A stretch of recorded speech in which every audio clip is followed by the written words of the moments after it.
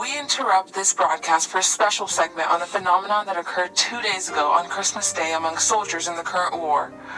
The clicking of loading rifles is nothing compared to waking up to the sound of a crackling fireplace, and German and British troops knew that this Christmas would be much more somber than those they'd experienced before. This war hasn't ended by December as originally promised, and has slaughtered over 1 million soldiers so far from both sides. Even during this grim time, however, British and German soldiers have managed to find a way to keep their spirits up, even if for only one day. A surprising ceasefire occurred on Christmas 2 days ago when all along the Western Front, soldiers laid down their weapons and replaced violence with games and caroling. This is being referred to as a Christmas truce, the terms of which were negotiated by soldiers themselves rather than the countries.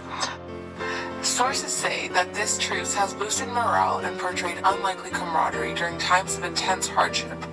Pope Benedict XV is the one who suggested this temporary hiatus of the war between Germany and Britain on December 7th in honor of Christmas. The countries themselves officially refused to do so, but many of the soldiers took interest in this opportunity, both those of the Allied troops and of the German troops.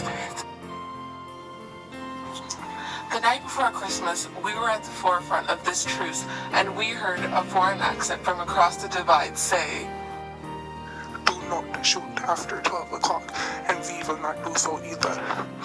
If you English come out and talk to us, we won't fire." When Christmas began, some German soldiers approached the enemies and called out Merry Christmas in the enemy's native tongue. First, the British thought it might be a trick. Near a river, we have been told by inside sources, an Irish soldier brazenly walked across no man's land where he was greeted not with machine gun fire, but a cigar. His act of bravery inspired others in his troop to do the same. Similar scenes began to repeat elsewhere as soldiers walked towards each other's trenches, or to simply meet halfway. Those who hadn't been convinced to leave their stations at that point, but saw Germans approaching unarmed, decided to climb out of the trenches and celebrate Christmas with those they had been warring with a day earlier. Regimental Sergeant Major George Beck told us that Germans shouted over to us and asked us to play them at football and also notify and they would do likewise. At 2 a.m. a German band went along their trenches playing Home Sweet Home and God Save the King, which sounded grand and made everyone think of home.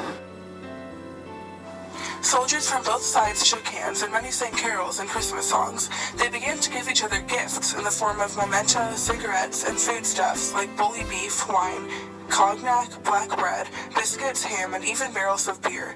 They showed each other photographs of family and loved ones back home. There was even one battlefield where soldiers from opposing sides played a friendly game of soccer.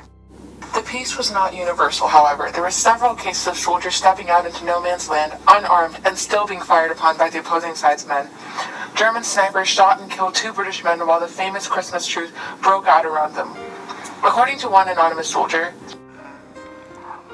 "My friend Percy was killed with a single bullet to his head during the so-called truce.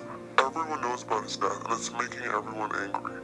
I'm astounded that people, even a soldier, could have such little humanity during a holiday as sacred as Christmas."